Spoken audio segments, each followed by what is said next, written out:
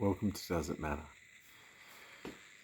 Conversations all too often become a battle, become a competition, a search and destroy mission.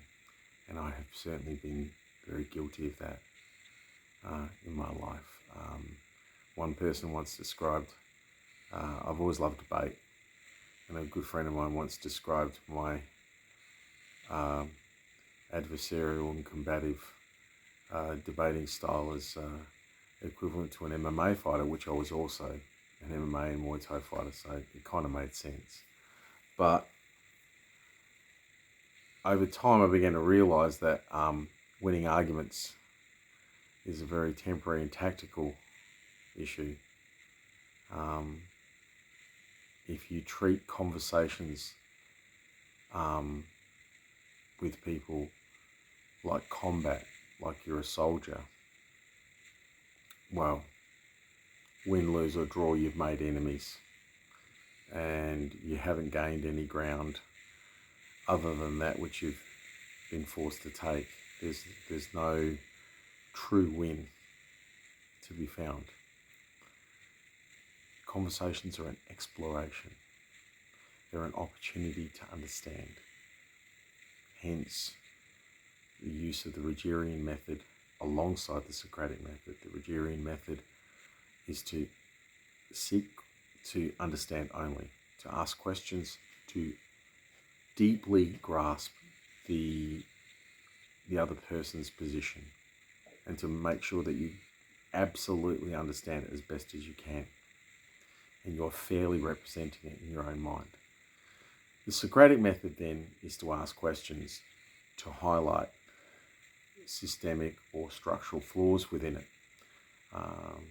and to expose those. And then I think there's a third stage, which is a syncretic or synthetic approach, which is to suggest that perhaps there might be ways to remediate that. Rather than trying to destroy your conversation partner or opponent's position, improving it, enhancing it, suggesting where it could be made better,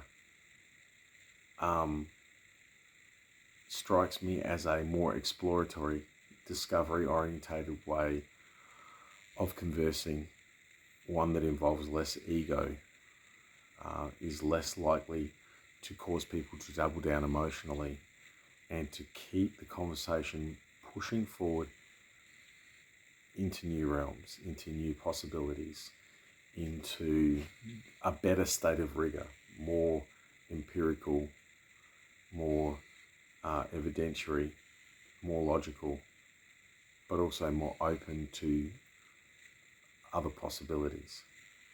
So we are exploring through conversation, even through debate. We are not trying to destroy our opponents. We are trying to deeply understand them and rectify any flaws that might exist in their arguments, and indeed our own. Any structural issues in their dogma or doctrine, and our own, so that fluid and doctrine become more dynamic and more contextual. And therein rests the strength of this approach. I want to have conversations with people that breach the barriers of understanding and improve and expand our capacity to grasp objective reality through as many perspectives as possible. And we can't improve the rigor of those perspectives if people are defending those positions vociferously, emotionally, egotistically, because they are being attacked. However more rigorous the positions that are attacking them by folk who are reflecting the same emotional state.